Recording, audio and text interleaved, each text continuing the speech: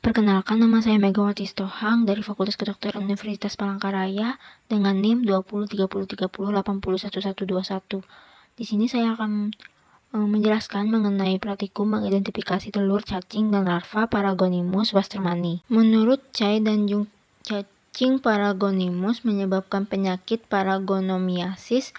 Menurut Yoshida et al., penyebaran secara geografis cacing Paragonimus westermani ditemukan di India, Pakistan, Nepal, Thailand, Filipina, Indonesia, Papua Nugini, dan Myanmar. Cacing Paragonimus westermani merupakan bagian dari beberapa cacing di dunia yang menginfeksi saluran pernapasan manusia. Laporan pertama mengenai cacing ini menginfeksi manusia terjadi pada abad 19 di Taiwan. Bisa dilihat pada gambar Paragonimus westermani yang berbentuk telur cacing, lalu yang gambar B merupakan serkarianya, dan yang terakhir gambar C merupakan mestarkaria. Larva dalam telur memerlukan waktu sekitar 16 hingga beberapa minggu sebelum berkembang menjadi miracidium. Telur kemudian menetas dan miracidium harus menemukan hospes intermedier ke-1, siput Theriidae, supaya tetap hidup. Di dalam tubuh Siputiridium, mereka cepat membentuk sporosit yang kemudian memproduksi radie yang kemudian berkembang menjadi serkari, di mana serkaria ini berbentuk mikrokoskus. Cacing dewasa bertumbuh tebal, berwarna coklat kemerahan dengan ukuran panjang 7,5 sampai 12 mm dan lebar 4 sampai 6 mm. Sistem reproduksi cacing jantan dan itu terdiri dari 2 buah testis yang melengkung tidak beraturan yang terletak berdampingan sekitar 2/3 panjang tubuh. Dan dalam cacing sendiri juga terdapat ovarium. Jadi dalam satu tubuh cacing itu sudah terdapat 2 jenis alat reproduksi yang mengakibatkan cacing tidak perlu menikah satu sama lain. Telur cacing sendiri berwarna coklat, sangat mirip dengan telur Phaseola hepatica. Cacing dewasa berpasangan biasanya ditemukan terbungkus dalam bronkiolus paru-paru orang yang terinfeksi paragonomiasis. Beberapa telur mungkin tertelan bersama dahak melewati sistem pencernaan dan dibuang bersama feses. Beberapa cacing dewasa yang lain terperangkap di jaringan paru-paru dan menghasilkan abses bronkial. Cacing yang baru saja menjadi dewasa tetap berada di usus halus, beberapa hari kemudian memasuki kolom.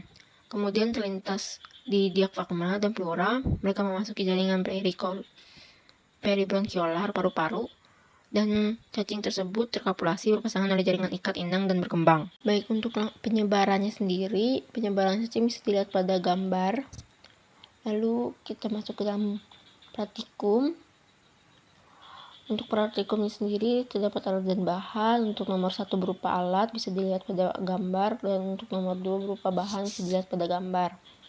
Selanjutnya pertama kita akan lakukan pemeriksaan sekaria. Pemeriksaan sekaria sendiri pada cacing westermani itu menggunakan teknik trussing, yaitu dengan cara bisa dilihat pada gambar. Yang pertama meletakkan keong pada cawan Petri, kedua cangkang keong dihancurkan secara perlahan dengan mortar, ketiga yaitu keong yang sudah hancur ditetes aquades, dan yang terakhir yaitu selanjutnya diperiksa untuk mengetahui keberadaan sekaria. Selanjutnya yang kedua yaitu melakukan pemeriksaan metasekaria. Pemeriksaan metasekaria sendiri menggunakan kepiting. Lalu pertama kepitingnya keluarkan cangkang kerasnya dan melepas insangnya. Lalu yang kedua adalah mengambil jaringan hematopankreas. Selanjutnya diaduk di dalam karapas dan dipindahkan adukannya ke dalam gelas kimia. Ditambahkan aquades ke dalam adukan, lalu sedimen dibiarkan mengendap selama 5 menit. Setelah itu supernatan dituangkan. Pencucian sedimen sendiri diulangi sampai cairan supernatan dipindahkan melalui saringan stainless mesh ke dalam gelas kimia. Bisa dilihat pada gambar secara langkah-langkah prosesnya. Selanjutnya untuk pemeriksaan telur cacing. Sputum harus diperoleh dalam saluran pernapasan bagian bawah dan bukan sampel yang sebagian besar terdiri dari air liur. Dahak diterfungsigasi dan kemudian sedimen diperiksa langsung menggunakan mikroskop. Jika dahak terlalu kental, natrium hidroksidanya dengan volume yang sama dapat ditambahkan 3% kemudian sentrifugasi.